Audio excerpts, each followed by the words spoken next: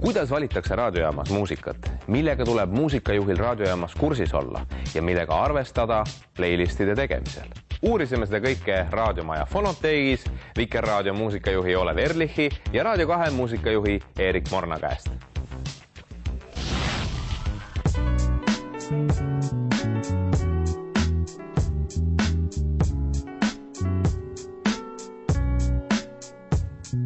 Kuidas Vikerraadio playlist moodustub, et mille põhjal sa koostad neid playliste? Vikerraadio ju teatavasti ei ole vanuseliselt määratletud raadiojaam. Vikerraadiot kuulavad 3-aastased ja kuulavad 103-aastased ja kõigile neile peab see muusika olema mingilgi moel vastuvõetav. Selle playlisti tegemise juures ei ole kõige põhilisem see, et me üritame leida muusikat, mis kellelegi meeldiks, vaid üritame vältida muusikat, mis äärmiselt ei meeldi. Meil on võrdlemisi suured listid. Meil ei ole listides 12 või 15 lugu, meil on listides seal 40 kuni 60 lugu. Sellepärast, et Vikerraadiot kuulavad inimesed teatavasti kaua järjest ja kui lood tulevad liiga sagedasti, siis hakkab see ju inimesi teatavasti häirima. Meie kõige tihedam rotatsioon on võib-olla 4 korda nädalas. Meie muusikavalik on suht demokraatlik olnud alati. Igas saates on pädevad inimesed, kelle muusikalist maitset ma usaldan tegelikult. Nii et ma annan neile tõesti mingid väikesed kastikesed ette, mida nad sinna kastikestesse panevad.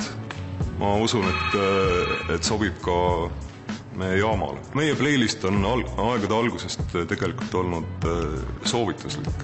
Ehk ta annab tõesti ette teatud mustri, me mängime hästi palju uut muusikat ja kui uus muusika ei ole millegi pärast nagu eriti hea, siis me mängime vana ka, eks ole. Et see uudishimu on inimestes olemas ja on olemas teatud tükk nostalgiat. Põhimõtteliselt Raadio 2 käib kõik täpselt samamoodi nagu Vikerraadios ja kui tundub, et see lugu pole päris meie rida, siis ma suunan nad kõik Olevi juurde. Eks ole.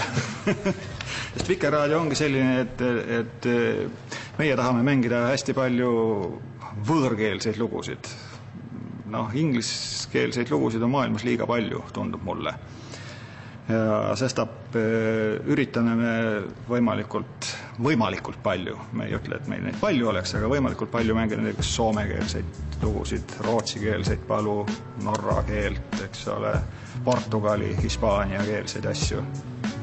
Ja samas otsime me ka Fonoteegist selliseid vanu pärle, mida mängida. Kas me saame rääkida ka mingisugusest sellisest muusikavaliku uuematest trendidest maailmas? On mingisugused printsiibid, mis nüüd on hoopis teistmoodi, kui siin näiteks kas või veel 10-5 aastat tagasi? Jaa. Ja mul tuli selle playlistinduse loomisega meelde üks vana lõbus legend Ameerikast ka. Kui ühe suure raadiojaama peategelased polnud rahul enam oma kuulatavusega ja otsustasid, et teeme ühe muusikaalase koosoleku, aga ei tee seda siin kontoris, vaid läheme kuskile pubisse. Või mitte Ameerikas pubisse, vaid mingisse baari. Istusid maha, seal oli muusikaautomaat ehk jukebox ja nad märkasid oma mitmetunnise koosoleku ajal, et inimesed käisid seal valimas täpselt samu laule. Ja siis nad otsustasidki, et inimesed on põhimõtteliselt valmis kogu oma elu kuulama ühte ja sama laulu järjest. Ja teatud ajal neil tegelikult oli sellel ka õigus. Aga praegu tuleb nii palju uut muusikat peale ja inimesed on väsinud kuidagi ja seda muusikat tuleb nii kiiresti ja nii palju igalt poolt. Internetis sa võid tegelikult kogu maailma muusika endale välja otsida, aga parem kui teeb seda keegi teine sinu eest, ehk siis raadiojaam. Ja praegused uued trendid maailmas tegelikult ongi sellised, et playlist põhimõtteliselt koosneb mitte enam 40 laulust ega isegi 80 laulust, vaid võimalik isegi nädalas paaris ajast või lausa 1000 mõnel pool. Mõnedes raadiojaamades öeldakse, et muusikajuht on vihatuim inimene, sellepärast, et ta surub oma maitset, väidetavalt oma maitset peale saatejuhtidele. Tegelikult see ei ole niimoodi, sellepärast, et muusikajuhi maitse ei ole absoluutselt raadiokanali profiil. Ei pruugi olla, võib olla, aga ei pruugi olla. Muusikajuht hoiab muusikat raames teatud raamides, sellepärast et kui oletame, et näiteks saatejuht tahaks mängida päev otsa heavy metalit või teine saatejuht tahaks mängida ballaade, ütleme näiteks. Terve päev. Siis raadio läks kaldu. Ei, lihtsalt keegi ei kuulaks seda. No võib-olla kuulaks, aga mitte need kuulajad, kes on meie kuulajad. Neljapäev